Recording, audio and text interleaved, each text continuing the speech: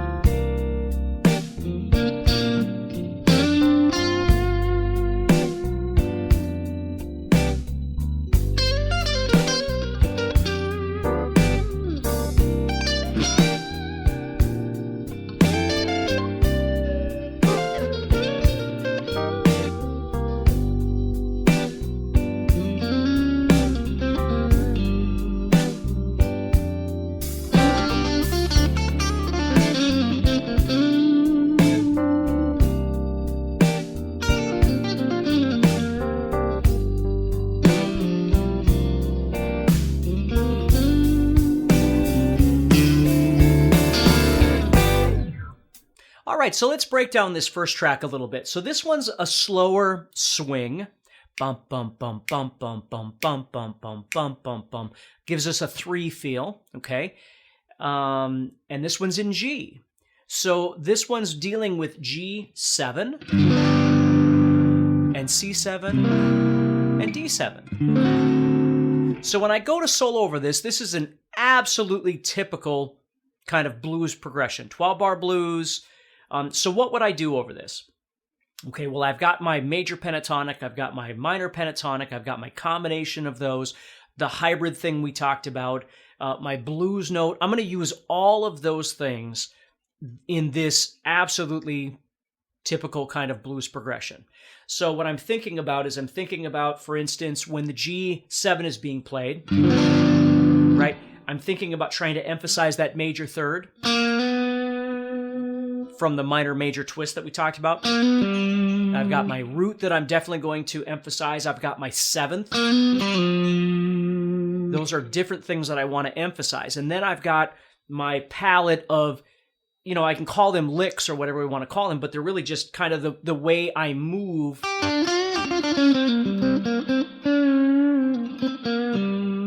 as I play.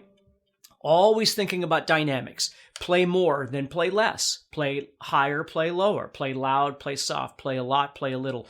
Don't play at all. All of these different kinds of things, the dynamic contrast that we've been talking about, they come into play right here, right now. Okay? So when the 4 chord comes up D, okay, then I've of course got my note D that I could emphasize, or excuse me, G to C to D. So I'm on C. Okay, so I've got my C, but if you remember my discussion in the rhythm section about shell voicings, right? I'm very much at this point trying to emphasize the 7th and the major third. So those are things I would do, I could do those over the 1 as well. But they're going to be really effective over that 4 chord, over that C chord, because they're outlining the most important notes of that chord. You see? So 1 chord's being played, so I'm consciously thinking about the bump, bump, bump, bump, bump. got that kind of rhythm. Because I've got dun dun dun dun dun dun ducka ducka ducka ducka ducka ducka dun dun dun. So I can always make licks that use that ba da da da da da da da da da da da da da. And again, contrasting, right? The rhythms and things like that. So over the one chord, I'm thinking about the root, I'm thinking about the major third. And I'm going to use all those other things, but notice how a lot of the other notes that I'm playing are more in passing to get me to the root, or to get me to that major third, or to get me to the seventh.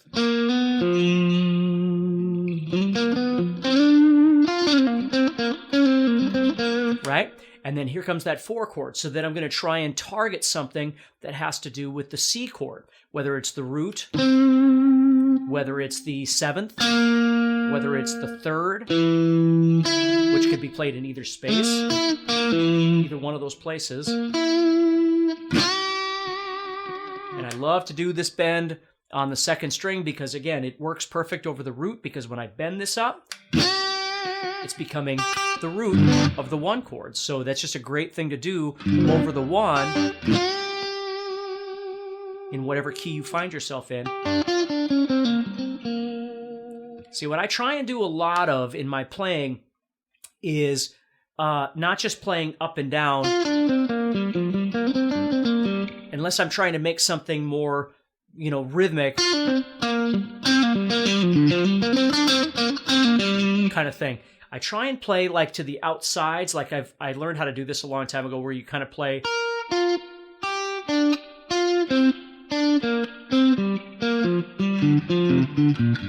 You play different kinds of things like that. So I might do some sort of lick where I play 2 to the outside, different things like that, and I'll combine that with other licks. Like I might go, you're going to notice I do a lot of sliding to the blues note.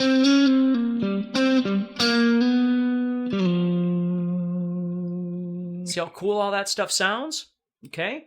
Now we've got lots of different examples of backing tracks here that I'm going to be showing you. This is just one of them. But this is absolutely, in my opinion, one of the most typical kinds of things you're going to find. Now your blues might be a little bit faster. It might be a little bit slower. But it's this idea. If you're enjoying this episode and you'd like to support the podcast, go to guitar-Zoom.com and consider becoming a premium member. There are 3 memberships to choose from. VIP, which gives you instant access to a library of short but powerful courses, as well as new bite-sized lessons each month. There's also Play Songs that gives you step-by-step lessons so you can learn to play your favorite songs fast. And finally, there's Masterclass, university-level training on everything from soloing to music theory, from blues to home recording. For more info about these memberships and all the premium courses available to you, go to guitarzoom.com. Now back to the podcast. So 4 chord comes along, I'm trying to target that. 5 chord comes along. Now again, 5 chord, sitting right there. I've got these notes, right? Just like I did on the 4 chord, 2 frets higher for the 5 chord. But then I might also outline the chord itself. Like, again, back in the rhythm section, if you remember, we were talking about, like, I've got that sharp 9 that I might try and target that note. Or I might play some sort of a... Because, again, I'm visualizing this chord. So I'm kind of outlining the notes I'm playing of that chord.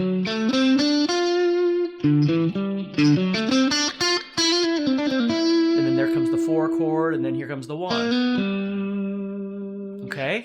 So I'm going to play a little bit more of this backing track, and I'm just going to try and give you some of my thoughts. I'm going to play nice and slow, and try and yell over the backing track as best I can here. So here's just the intro to get me going. Just do some cool stuff. Here's my 5, here comes my 1.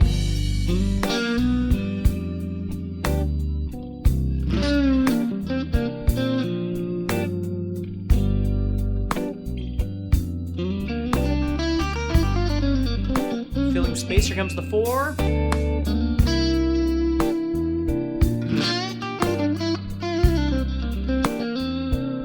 back to the 1. Maybe a cool rhythmic lick.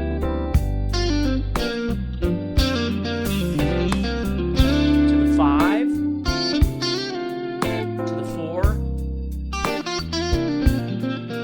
To 1.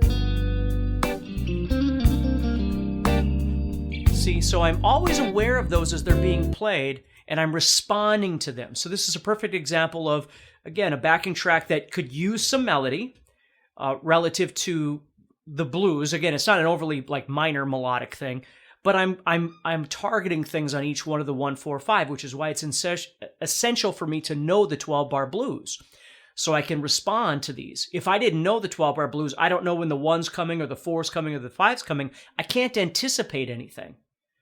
Okay. So I'm using these combinations of notes, whether it be the hybrid scale or adding the, again, however you look at it, the major 6th or the 9th or whatever it is, I'm adding those in sparingly, but they're used to get me, it's more of a vehicle to get me from point A to point B. It's not just playing a bunch of notes, because again, if you do that, it just sounds like you don't really know what you're doing, and it just sounds more like you're just playing a scale. So this is a great one for you to jam over. So what we're going to do right now is that we're going to jam together, and then you've got the backing track available. So I'm going to play a little bit, and then I'm going to leave some space for you to play a little bit, okay? So we're just going to go back and forth and do some jamming. You jam, and when you hear me start playing, you just kind of back out. And then when I'm done playing, you come on back in, and we'll just keep going back and forth, okay? So here we go. I'll start it off.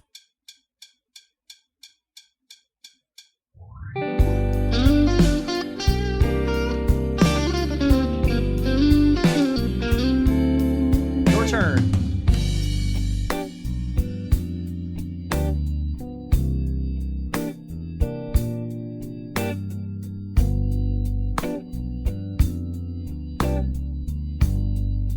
All right, here I come.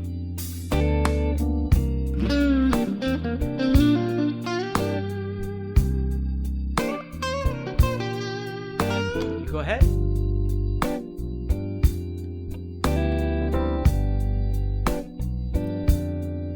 Going.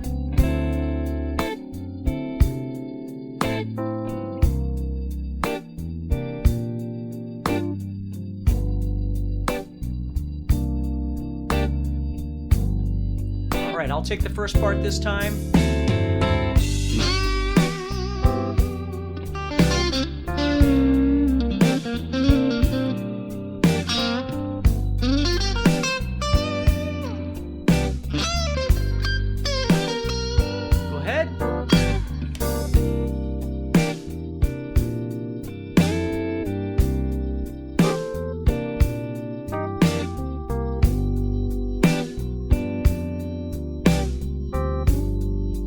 Take the tag here.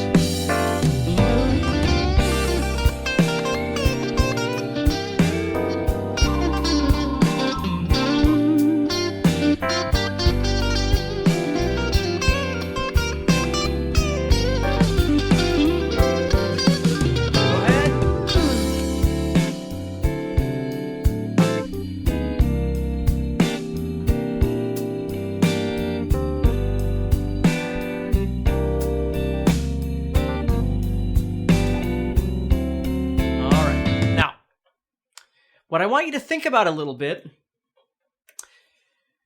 is how that music sometimes will motivate you, or our interaction will kind of change the dynamic, and you'll all of a sudden be playing a little bit louder, a little bit faster than you were before, because you're trying to respond to what you're hearing and how you're feeling. And it's okay if you don't hit all the right notes, right? I mean, that's part of this creative space that I keep talking about, is you're trying to develop all of these things. So you're taking little bits of all of this stuff that we've been talking about, the ones that make the most sense to you, and you're moving them over here and trying to use those, right? If you find yourself trying to jam together, if we're jamming this thing, and all of a sudden you're trying to remember how the scale shape goes, or you're trying to develop a lick while we're supposed to be jamming, you're not in the creative space. You're over here in the fundamental space. And there's nothing wrong with that. But if that's the case and you really want whatever that is, shut off the backing track or the jam or whatever it is you're doing and just develop that thing and then bring it back over here.